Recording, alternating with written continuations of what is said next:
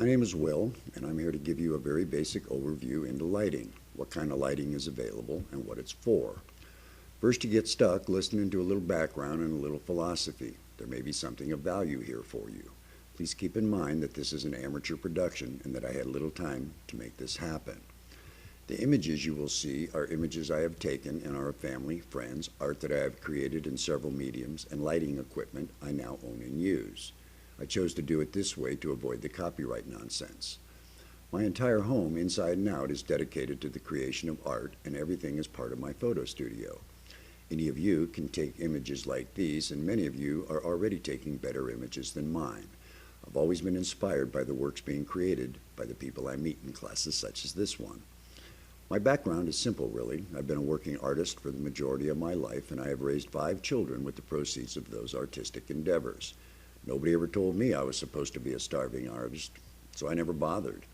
I had to come to college to learn that artists are supposed to starve for a long time before they get any recognition or get paid a decent wage for what they do. If you want to wait until you're dead before your art has any real value, suit yourself. I eat well, and my art is expensive, and not everyone with money gets to own it either. Anybody can do art. All art is a process. Learn the process, do the art. Practice the process enough and you can call yourself an artist because practice will make you better. To do the real thing though, the gifted art, well, that's another matter entirely, because the truth of art and artists is that they are, as a general rule, very spiritual people and sensitive to most things around them. The very best work always comes when the artist has mastered the skills so well that the art happens without conscious thought. It flows through and often becomes more than the artist knows themselves capable of creating. This kind of art may be created by the artist, but is never of the artist. It is because of this philosophy that I have never signed a single piece I have ever created. Even the 9 books I have written only bear my initials. I've never created a single thing for money. The work is priceless. Art is not something I do. Art is who I am. My creations, like yours, are like our children. We may send them out into the world, but we go with them when we do. Being a starving artist is a choice, really. It is never necessary to compete in any field of art. It is only necessary to excel in your own heart, to always strive to be more. Anybody can be less, and usually are. I also give away as much as I sell, for I believe that this is part of the bigger picture too. What that means is that I work very hard at my art and I produce. I learned long ago that if I have nothing to sell, I don't eat as well and my family doesn't either. A starving artist can be defined in one word: lazy. They may also not know anything about marketing, and marketing is an art form itself. Many of the pieces I have created took several years from start to finish, but when they are done, it is then time to let them go, no matter how they go away. The reward for me is always in the creation, in the process. I suspect most of you feel the same. Ego is for fools, and fools enjoy their own rewards. First, I want to give credit where credit is due. Everything I know about lighting, I've learned right here from Pete Trexler, who teaches Lighting 1 and 2. Pete is a rare treasure who's forgotten more about lighting than I will ever know. What Pete gifted to me is a new understanding and a new commitment to making images that present the subject of these images as art. I rather doubt that most of you are aware of how blessed we are that this college has hired the teachers for the photography, other art departments that it now enjoys. Sam, who teaches portfolio, is also a real treasure and has taught me as much as I was able to teach her about presentation and marketing. Presentation is everything. Be sure to take her class too, because your presentation will make all the difference to your bottom line accomplishments, how others perceive your work, and your bank account too. These people are all pros and have been there and have amassed years of experience that they share with you. Don't miss any of it. Nearly every single one that teach us are adjunct teachers. What this means is they work for less and do more than a full-time teacher, and they come here because they want to give something back. Give it to you. Accept these gifts with the understanding that these people came here to help you to become more. Nearly every one of these people are successful working artists in their own right and are often presenting their work in galleries from New York to LA. Sam, Karen, Pete, and yes, our very own Eric, are very good at what they do and have earned acclaim for their work. They rarely, if ever, will speak of this. When these people are teaching you something, it's a very good idea to pay close attention. I said that Pete Trexler taught me everything I know about lighting, but that is only partially true. Pete set me on the path, and I paid the dues to learn that path and go far beyond and in many different directions. Several people in this class work in the photo lab, and every one of them will tell you that I've always been the first and the most consistent in checking out, mastering, and experimenting with all of the equipment offered at this school. I probably drove them nuts because I was always there on every single occasion I could get my hands on this stuff. The effort has paid off for me. I now own this equipment, and what I learned made me spend the money to get better equipment than I found here and what brands were the best for what I wanted to create. I tried it all, and I learned. I now have created a studio that is fully equipped with every conceivable form of lighting and have added a few twists of my own. When you are given the chance to use what this college offers, I highly recommend you use it. The question to ask yourselves is, why are you here, right now, in this class? Some of you, I know, are serious photographers and have long and short-term goals in mind. Some of you have no idea why you came here. Perhaps you are new to the digital camera world, spent the bucks and bought one and now just want to learn how to use it. I started out that way. What came from that changed my life, and it can change yours too. So enough of that nonsense. Let's get on to lighting. All of you know about natural light and how shadow and light in the right combinations can create dramatic effects. To use natural light in images or to add a light source came about and is credited to a man called Rembrandt, who was born in 1606 in Leiden and moved to Amsterdam in 1669. Amsterdam is a beautiful city, rich in artistic tradition, and if you have not been, I highly recommend that you make the pilgrimage. I once spent nearly 4 hours studying a painting of Rembrandt's on display in the Rijksmuseum in Amsterdam. What a treat that was. I'm not a painter, but I still saw what the man did and how he did it. What Rembrandt did was to take flat, two-dimensional images and add a light source, which then created shadow in his images and gave them a third dimension. Rembrandt lighting is used in photography to this day to create dramatic effects. Cameras are inherently stupid critters. They don't care what's in front of them or what's recorded. What they see is only shadow, light, and color, and they record these things without any regard as to how they are combined. How a good image comes about is entirely up to the photographer. There are other elements involved, of course, such as subject, framing, camera settings, and many others that brought together in the right combinations create beautiful and dramatic images. A coffee pot photographed correctly becomes more than a coffee pot. It becomes an artistic image. A plant creates a flower if there is anyone there to appreciate its beauty or not, and a photographer immortalizes this beauty by making an image that captured it in that moment of perfection. The photographer catches it in the perfect lighting or creates the perfect lighting to create the image. Think of lighting as the paintbrush and your subject is the canvas. Portrait photography is a good way to learn to control light because if you don't control the light's going to control you and your images will suffer. No matter what subject you choose, light control in all respects will determine the quality of your finished images. My daughter Willow is one of my favorite models. She's professional, beautiful, a natural, and she has practiced the art so she can hold a pose and take direction. She asked me to do this shoot for her so she could send some photos to her boyfriend. This set, with our friend Heather, another talented model, brought about this shot called Dancing Mannequins. It took many days and hundreds of images before we got the final product. Some shots take a great deal of effort on everyone's part, so make it fun. My son, Ben, my daughter, Sophia, my friend Brandy, who died in my arms in March of last year, all dramatic images, all created with care and attention to detail and how the light affected the image. Some of my other artistic creations that pose other problems in lighting, such as how to eliminate, highlight, or capture images that are light reflective, metals such as brass and copper, leathers, jewelry made in gemstones and rare metals, rubies, emeralds, white Burmese jade, aquamarine, gold, silver, and pearl all reflect light differently, and a good photo is hard to accomplish. Stones all reflect light differently, and the trick is to find a balance with your lighting.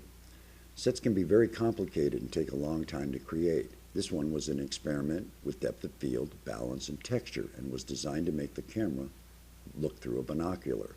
Note the piece of foam core in the center. The flowers are 2 feet beyond the coins. When I finished, I removed one clamp and the whole thing felt like a house of cards. This took me 6 days of dedicated work to learn to control light, bounce light, and diffuse light. This image looks easy. It is easy if you use Photoshop, but this one took 18 days to create. I use very little Photoshop in my images, mostly just to crop, size, or remove an unwanted blemish. This is a long exposure. The camera is suspended over the subjects who are laying on a mat of LED lights. The strobe lights are fired and the room is pitch black. Moving around under these conditions is very difficult. There are wires and lighting everywhere. The camera is taken down while the shutter is still open and reversed, pointing upward. Then lights are turned on in a precise sequence. The camera sees another set of LED lights, that is a cone of LED lighting, and another mat of LED lighting on the ceiling. Each strand of this lighting is a different wattage and therefore a different intensity, which affects the depth of field, and each was then switched on in a precise order for precise times. The shutter is then closed. 5 people operated the switches for this one shot, and they did this for 18 days. These shoots averaged 6 hours each, and each image took 15 minutes to shoot and reset. There was a lot of alcohol involved, and we had a blast doing it. These people were just as dedicated to this project as I was, and they did it all for free. This image came about when my friend Molly accidentally looked through the cone down at the camera, and I fired off a shot. We began playing with this idea and added an additional LED light to create the meteor. Looks easy. It isn't. I've been doing a great deal of work with LED lighting and long exposure using speed lighting on Mount Lemmon in unbelievably, horribly cold conditions. Often I could not feel my fingers and was fumbling about to change something or make a new setting on my camera. In this image, I had 10 seconds, blinded by the strobes, to stand up, position myself properly, and add the LED lights. Try that sometime when you're blind. You have to be a bit crazy or a dedicated photographer to haul a rocking chair up that mountain and balance it on a rock in the middle of winter to shoot this photo. It snowed that night and the wind chill was horrible. I'm truly looking forward to the warmer weather. In this class, you will be using hot lights. The name fits. These lights generate a great deal of heat and models get uncomfortable quickly. Have your set ready before they arrive so they spend the least amount of time under these lights. Learn to speak to your models and entertain them while you are working with light adjustments and camera settings. These lights use a quartz halogen bulb, and the ones you use here are a fixed wattage. The ones here run from about 400 watts out to about 750. Mine are rheostat controlled and range from about 250 out to 1,000. Watts are a measure of intensity or brightness of the light. With fixed wattages, and for the purpose of this class, to bring more or less light onto your subject, you simply move the light closer or further away. You also will have access to diffusion screens, and these are very important for altering the intensity and the quality of the light.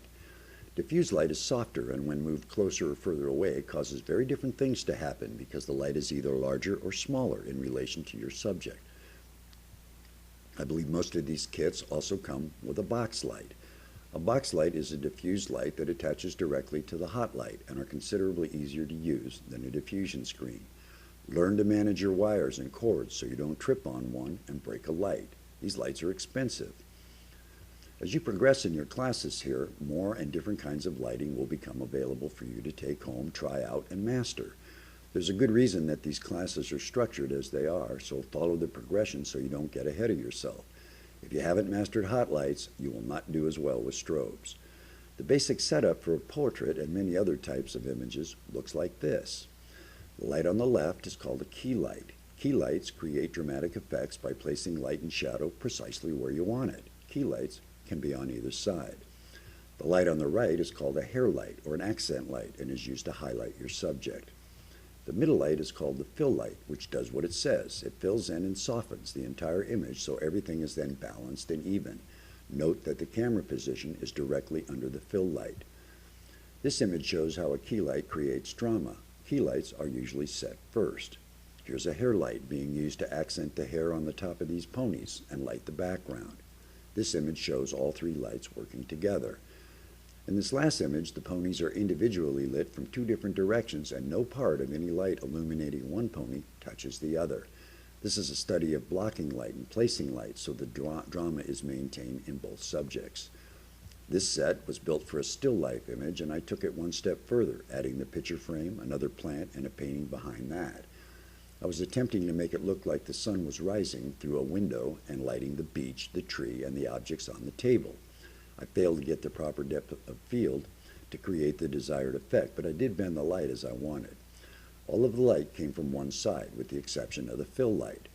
You might note that some of the objects go out of the image and some come in, giving the impression that there is more beyond that is not seen in the image. Strobe lights are a wonderful source of studio lighting and are commonly used across the industry. The advantage of these lights is that they use a xenon flash lamp, which comes very close to reproducing the daylight spectrum inside your studio. An overcast day produces about 6,500 Kelvin, and a strobe produces about 6,200. Kelvin is just a unit of measure used to measure light.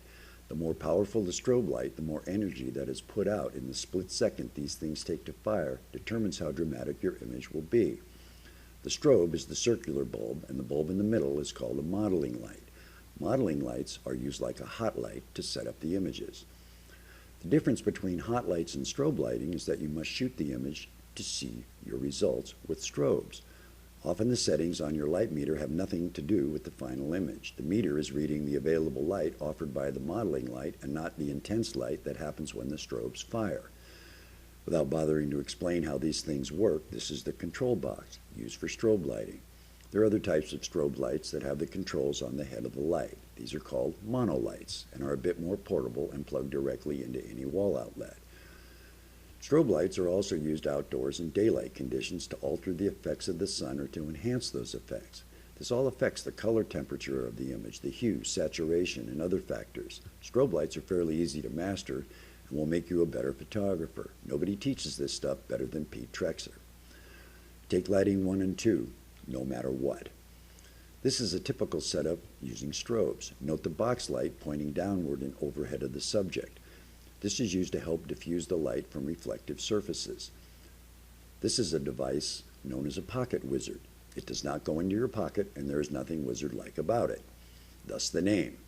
This device is a radio transmitter and receiver that synchronizes your camera with the strobe lights, so they fire at precisely the same instance. Several of these can be used on multiple lights. Most monolights also have a light-sensitive device mounted on them that will cause the light to fire when another strobe fires. These are called speed lights. Don't ask me why they are called speed lights. I think they were named by the same guy who came up with the name Pocket Wizard. These are basically mini strobes that are battery operated, have significantly less power, but have the benefit of being portable. Make sure you buy a good battery charger with long life rechargeable batteries because these lights go through batteries quickly. One shoot of 2 hours could be enough to use up the battery depending on how often and how intense the light is when fired. They are a bit complex to set and to operate, and I have found there is nothing speedy about using them. They're a good supplement to strobes and can be used with them. This image is a handheld light meter. When a reading is taken at the subject, the settings offered for your camera will give you an accurate image in all respects. The reading is taken at the subject, not the reflected light from the subject. The light meter in your camera takes its reading from the light reflected back to the camera and adds an 18% grayscale to the settings you will see as the correct settings. This is an industry standard. Handheld light meters are significantly more accurate. This is the basic lighting equipment you will encounter in the classes you take at Pima, and all of it is good to use and good to know about. When I started here, I had no idea what this stuff looked like, much less what it did or how it did it. What you have just seen gives you a very good idea of what you can do in the future. Take the classes. You will never regret it. Just a couple other quick tricks I learned that will help. Most of us do most of this by ourselves, so some minor engineering is a good thing to know. Have lots of clamps and tape. These things are cheap to buy. I don't care for duct tape because it's difficult to clean up, and use a paper tape commonly used for drywall taping. Get the blue stuff. It works just fine and is easy to pick up. Tape your cords down. I also use gaffer's tape, which is an industry standard but expensive. The benefit of this tape is that no matter how you tear it in either direction, it tears straight. Very good tape. You can now find it in multiple colors at Staples and other office supply stores, though they call it something else. It is much cheaper to buy it from them. Foam core for blocking or reflecting light or for creating a set can be found at Michael's. There is also modeling clay there, which I use to support objects. Good stuff, also cheap. Canon offers a free utility that allows you to tether your camera to your computer or laptop. You can then operate the camera from the computer and have a live view when you do. This is a wonderful tool, and the image you see is the image you will get. As you make your setting adjustments, you are seeing them live as they happen. These were really helpful for me when I was using hot lights, but I don't find them so valuable with the strobes because you're not seeing it. If you are like me, you shoot a lot of images, and managing those files can be difficult and time-consuming. Here's one way that I use to make this more efficient. Immediately after I download my camera, I access everything through Bridge and append the metadata with my copyright information. I do this first so I don't forget. Then I open the traditional preview window, click on Detail, and up comes the list, both JPEGs and CR2 files. I make a new file within this file for the CR2 files, then I click on Type at the top of the list, and they are listed by type. Now it is easy to click on the last CR2 file, go to the top, and click on the top one, and they are all highlighted. Drag them into the CR2 file, and I'm good to go. I then preview my JPEGs. I have very good computers and lots of external drive storage. I have a small solid-state hard drive that runs very quickly but has very little memory. I don't leave anything on my desktop that I'm not using at that moment. Well, that's about it. I do hope there were a few tidbits of value here for each of you. If you want a more professional production, then do it yourself. You are likely better at it than I am. Make it a terrific day. Remember, talking about it just ain't the same thing as doing it, is it? There's no free lunch when success is your goal. Do the work. Peace.